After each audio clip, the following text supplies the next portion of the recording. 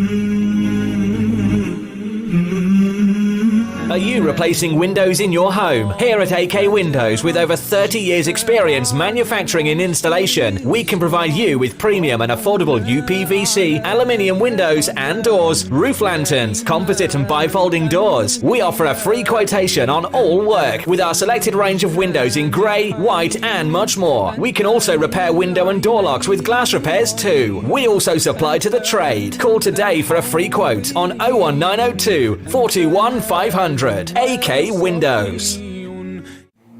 Are you looking for a new challenge? A chance to be your own boss? Becoming a driving instructor is a lot easier than you think. Bespoke training is provided and franchise opportunities with guaranteed results. Or are you looking to get a full driving license? Well, look no further. For a complete package from translated theory classes to driving ability, securing your freedom to the future. Contact us today by calling Ash's Driving School on 07402 362 717. Wolverhampton and surrounding areas. Follow us on Facebook and Instagram. Learn by taking the right turn.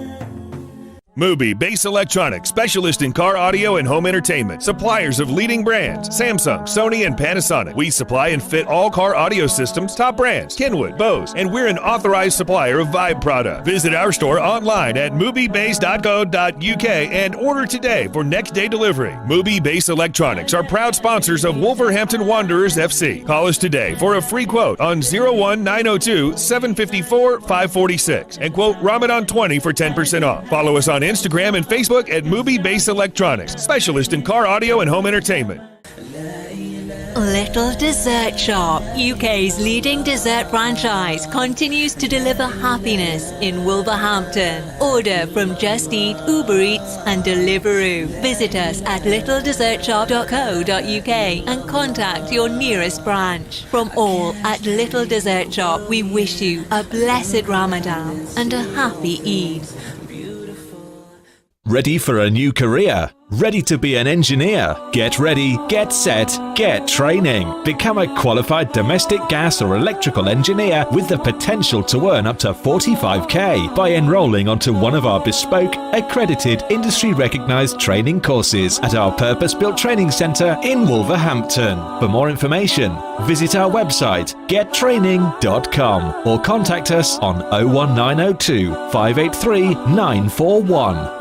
It's mega deal time right now at Salsa Grill. Any size pizza, buy one, get one free, with free medium fries. Any curries with 4 roti, just $6.99. Any single burger meal, just $3.50. Masala fish with fries or a naan, only $4.50. It's all here and much more at Salsa Grill, 27 Broad Street, Wolverhampton. Order on Wolverhampton 312 314 or online through Just Eat, Uber Eats or by searching Salsa Grill Wolverhampton. Mina Bazaar, one of the UK's biggest collections of Asian bridal wear and fashion. Established for over 25 years, we're now showcasing and taking orders for our brand new catalogue. We have Mina Bazaar's men's bridal wear. We'll be stocking the very best in groom sherwani, fashion kurta and waistcoats. Book an appointment today and get 15% off during Ramadan at Mina Bazaar, 184 Ladypool Road, Birmingham, B12 8JS by calling us on 07970 265 956. Spice up your iftar with traditional spices and flavours from Indus. We go to great lengths to source only the best in Far Eastern flavours, with a wide range of spices, pulses, lentils and essentials for your kitchen cupboards. From our hot chili powder to our range of beans and pulses. Find our range in leading local supermarkets and retailers. Indus, the world's finest foods. Your tyres are essential for safe driving. They're the only link between your vehicle and the road. At Premier Tyres, we proudly stock leading tyre brands such as Goodyear, Michelin, Pirelli and more. We're also your go-to garage for MOTs, servicing, exhausts and all your mechanical needs. With the most affordable prices in town, unmatched quality, knowledgeable and fully qualified mechanics, we will look after your car no matter the make or model. Premier Tyres, Crown Street, WV1 1PX. Call 01902 455 684 or visit premiertyreservices.com.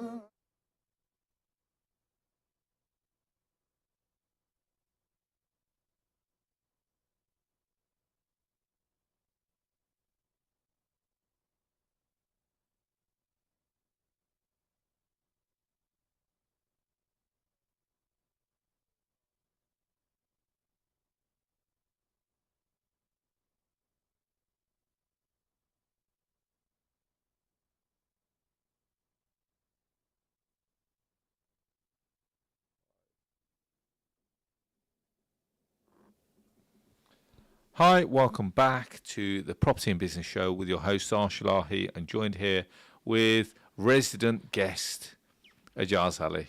Boom, boom. I tell you, Ajaz, I think you've had more shows on this radio station than any other presenter. I'm not too sure. You do 2-hour sessions? I think our friend, Mr.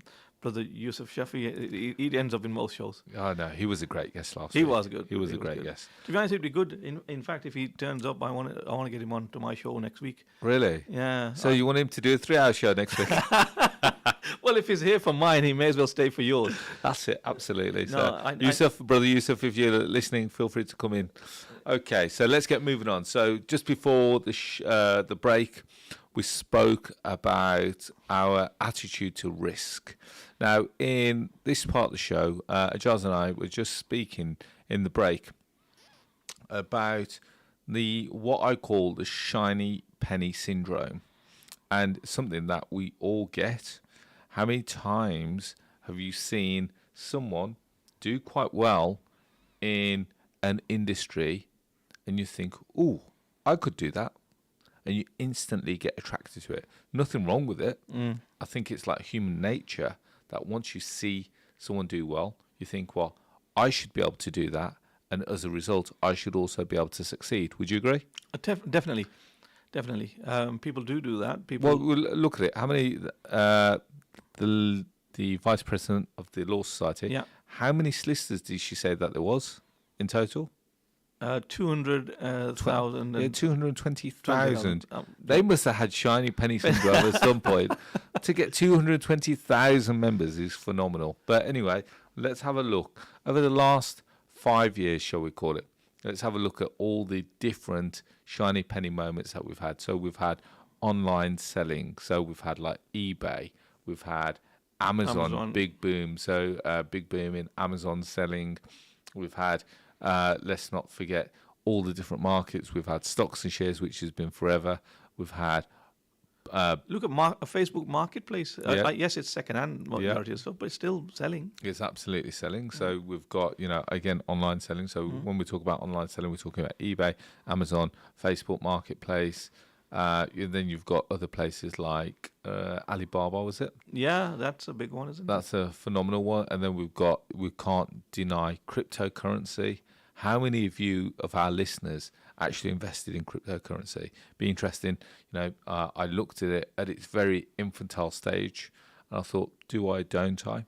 The honest answer is I don't understand it. So going back to my risk profile, if I don't understand it, I don't invest in it, and I stayed away from it. Looking back at it now, looking at the highs and lows, you looked at it when it was 5,000 per Bitcoin. You think that now, as it stands today, it's the best part of 35,000. It's been as high as 50,000. Yeah. So should I have done it back then? I would have 10 times my income. But then, have you got the patience? Have you got the resilience to hold out? You've seen it go through the peaks and troughs. You would have made a lot, you would have lost a lot. Would you sell at the right time? And this is all shiny penny syndrome. We talk about the housing industry, the property industry. Now, the property industry is notorious for shiny penny syndrome because there's so many different strategies.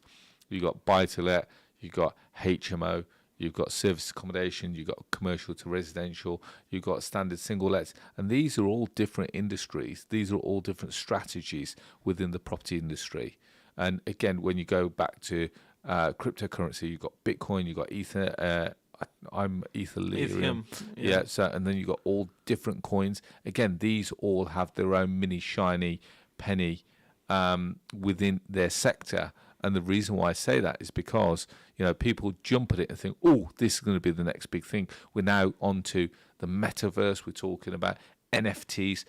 I have no idea, by the way. Nor do I. I have no idea about cryptocurrency. I have no idea about the metaverse. But I know that I should be looking at it, not just from an investment point of view, but also that...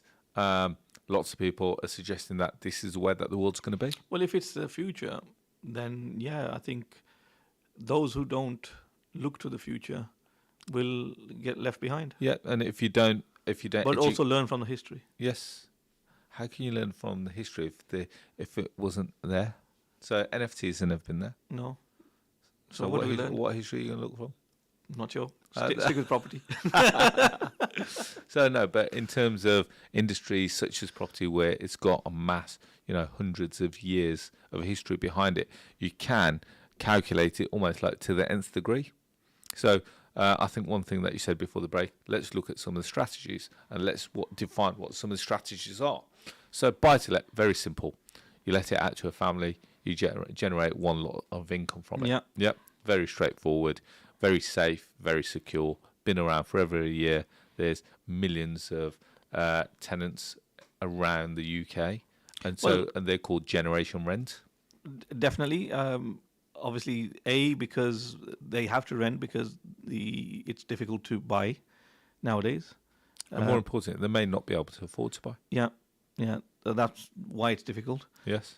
So when we look at what's happened over the last few months, inflation gone through the roof. Through the roof. Cost of living. living. The roof. Cost of living gone through the roof. Petrol, I just about got here. Scrape it. I was gambling on how much fuel am I going to get here. No, I saw the two guys, behind your car pushing it to make sure.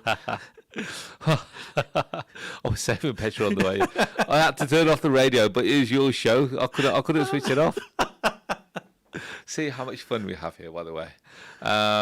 Just because we're fasting doesn't mean we've lost our sense of humour. Definitely not. So okay, so let's keep moving on. So where were we just? So sorry, what were you saying about generation rent will always be there. Then so when we go a little tier up, so for those that were investing in buy-to-lets, they thought, well, hang on, if I've already got the property and I can start generating larger income or more income from the same property, but instead of renting it as a house, but renting it on a room by room basis, this is now called a house of multiple occupation. Yeah. And as a result of that, let's just imagine that I'm renting it as a house for £500 a month.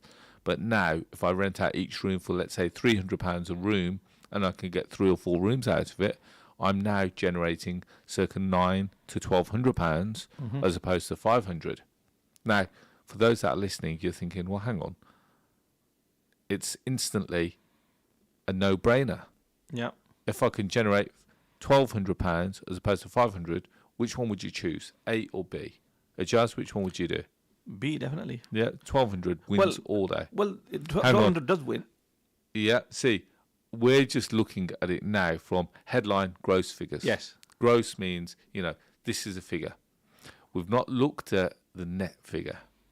Because once you break it down, and this is what I'm saying about shiny penny syndrome, everyone likes to get involved because we can all shout the gross figures, but when you look at what you're actually netting, and we could talk about this about any industry, the food industry, notorious for it, but their margins are much smaller. And then we've got other industries and what they tend to do. And how many times have you been to an event where someone says, oh, last year I made £2 million? Turnover, what? And this is the thing. Did they make £2 million net, or was it £2 million turnover? Because at £2 million turnover, if their profit margin is only 1%, yeah, the reality is that that's they made. Yeah, exactly. That's why they say turnover is vanity. Cash flow is sanity. Yeah.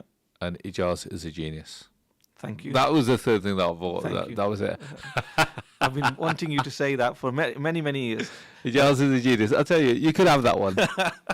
In Mubarak. we're only a week away, Ijaz. I can't believe it. 2 weeks. 2 weeks. Oh no, I'm almost counting it down in my head. Just under 2 weeks. Yeah, it's gone fast. It has gone fast. The fast has gone fast. The fast has gone fast. Oh dearie me! We should have a comedy show. We should be doing property and business. Should we next week's show? What? We should just turn it into a comedy show. No, because all my comedy is all gala. Oh yeah, sorry. And then we can't say yeah, the wrong platform. Yeah, wrong platform. Okay, that's what YouTube's there for. Okay, so moving on. So again, shiny penny syndrome. We've gone from single let, we've now gone into multi let. And now some people think, well, in actual fact, I don't want to deal with tenants. Now, we've all heard of the rise of Airbnb. Yeah. So Airbnb, Booking.com. And this is, instead of now renting it out on a room-by-room basis, you put it out, so it almost like runs like a mini hotel. So you've got guests that check in during the week, whether it be for 1, 2, 3 nights or a weekend stay, and then they leave, which means that you're not having to deal with tenants, you're not having to deal with bad debt, voids, maintenance. Well, you're going to have to deal with some maintenance in between. Here's a true story. Now, we talk about shiny penny syndrome. I'm going to tell you a true story as to, one of the flaws of this strategy. Now, we had this person, so I've got a block of apartments in Nottingham city centre, and we had a guest stop over the weekend, and I can't say what race they are, but they did they did bashab on the sofa. Oh my God. Oh my God. So my cleaner sends me a picture this morning and says, "Arsh, what's this?" And I said, "What do you think it is?" But again, I don't understand it. Why would you do that? Was it excrement? Huh? He did bashab on the... Number 2. No, number 1. Okay. And as a result, so now, we talk about, the shiny penny syndrome. The reality is that someone has now got to go and get rid of that sofa, buy a new sofa, bring it back and put it in. Now, yes, with service accommodation, you can charge the guest as long as you've got evidence. So we send in to Airbnb the picture of before when they went in, because we've got inventories. Then we send in pictures thereafter. They have to challenge it. The reality is that they can't challenge it because we're a big believer of what cannot speak, cannot lie. So if you send a photo of here's where it was before he went in there, here's where it was After. It makes me laugh. It's unbelievable. It makes me laugh. But honestly, like, Well, God knows what they're doing there. They must have a child who's No, leaked they're adults. They're adults. Oh, They're God. just there for the weekend. too much. Yeah, Yeah, too much rab. yeah, and that's it. And I laughed. My wife literally hit the roof, I and bet. she goes, "What the Yeah. are they doing there for that to happen?" But you see all kinds in service accommodation. You got to remember that these people aren't treating it like their home. This is their weekend of fun, Yeah. and this is what happens. I can tell you stories about all kinds of things that you find in the apartment thereafter, and it's crazy. But this is the reality of property investing. Now, again, shiny penny. I can just tell you that the reality is that apartment, that one apartment alone, generates best part of £2,000 a month of cash flow. So the shiny penny syndrome, if I was to tell you just the good parts, I can say, yeah, go off and get an apartment in the city centre. It's going to make you £2,000 a month. You're all going to go and run off. But then when you're going to have to deal with the bashab, They'll come after you. yeah, no, but and this is it. This is the thing. But we all chase it, but we don't realise what goes on behind it. And then it's only once we start to figure out, how much hard work we've got to do, then you think, what, is it really worth it? And then going back to your point now about whether we run it as a single let or whether we run it as a HMO. Now, again, go back to my example. Yes, we're generating £1,200 a month, but once you've taken out the mortgage costs, once you've taken out the electricity, which is going through the roof, gas, which is going through the roof, council tax, water rates, potential broadband, cleaner that goes in, cleans the property. Once you look at all those costs, and then once you have a look at your cash flow, you've got to identify thinking, well, as a single let, let's just imagine the mortgage is £200 a month. Yeah. So if it's generating £500, you take out your 200, means that you're making 300 regardless.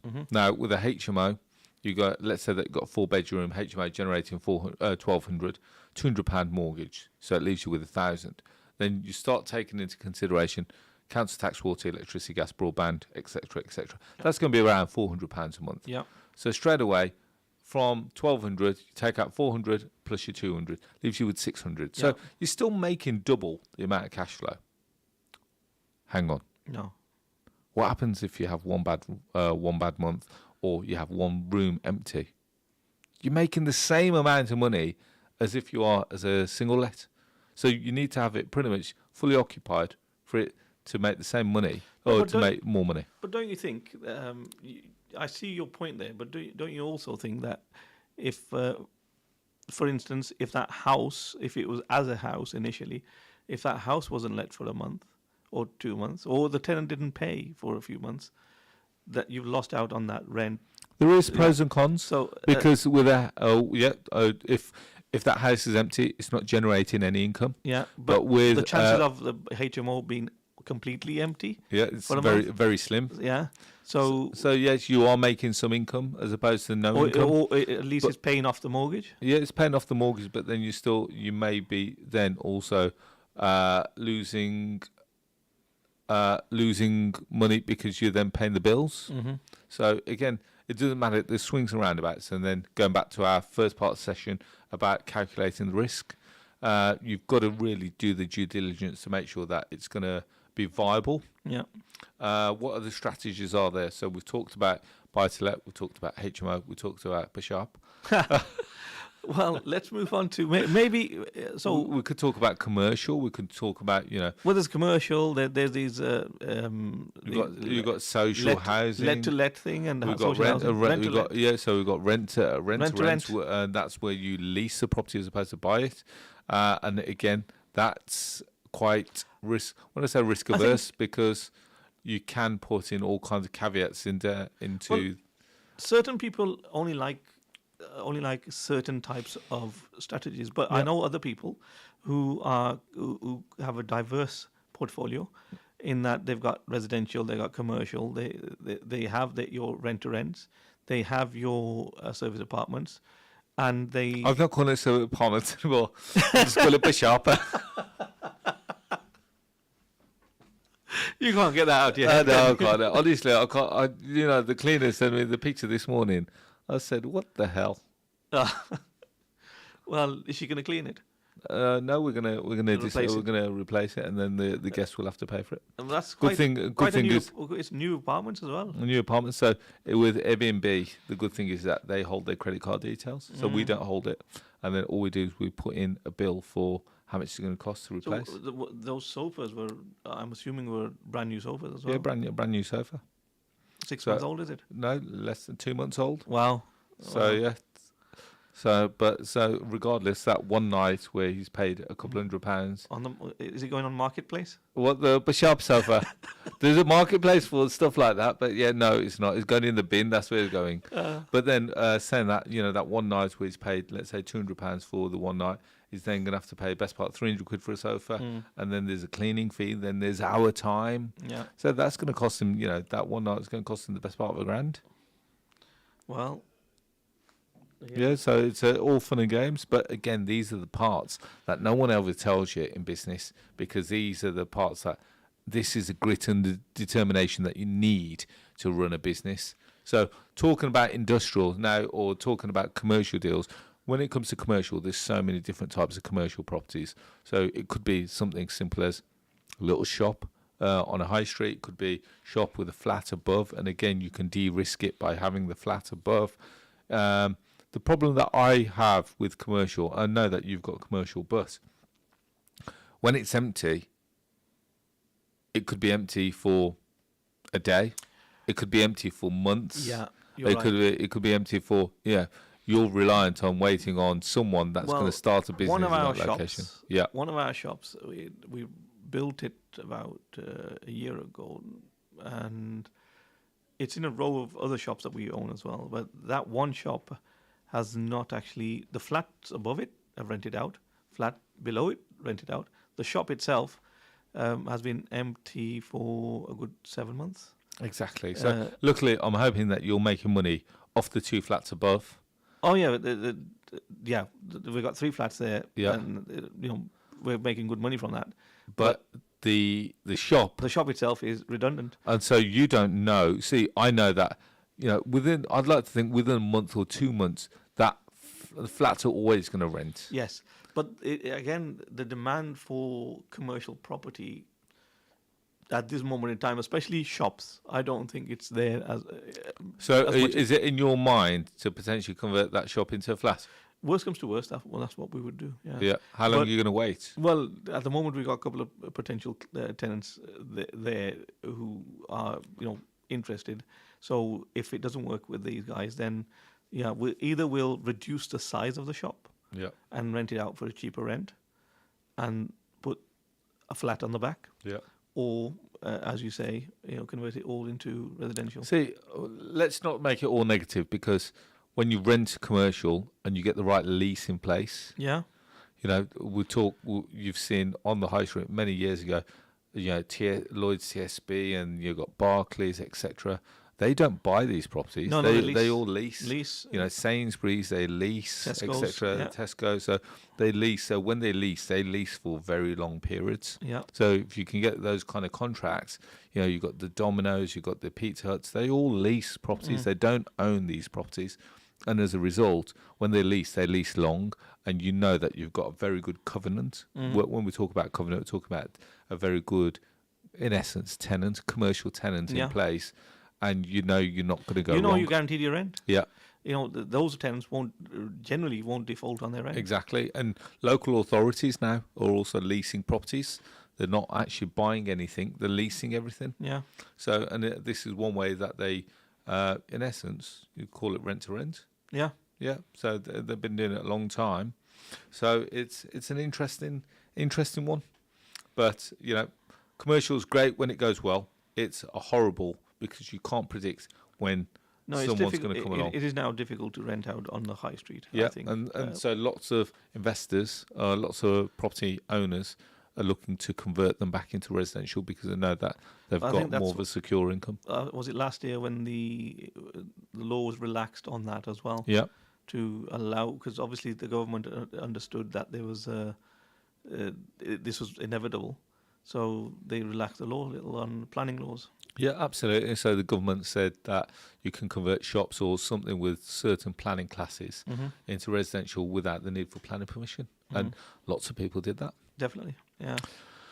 It saves the boarded up shops. Yeah, absolutely, and more importantly, it gets more people onto the high street. Yeah. And so for So the those few shops that have got them have got footfall. Yeah, definitely. So yeah, and then you've got different types of tenants as well. So you've got benefit tenants, you've got professional tenants, you've got students, you've got benefit tenants, and they've all got their pros and cons. I'm not going to say that all benefit tenants are bad. I've got benefit tenants that have been in some of my properties for 15, 20 years and they've never missed a payment. Yeah.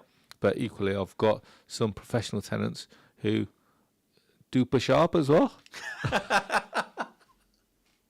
But that's the reality, that some professional tenants are worse than my benefit tenants. Yeah. But then equally, I've had some absolute nightmare for benefit tenants. So it is run of the mill. So when people say that they're running a business and they're turning over X amount, it is a gross figure.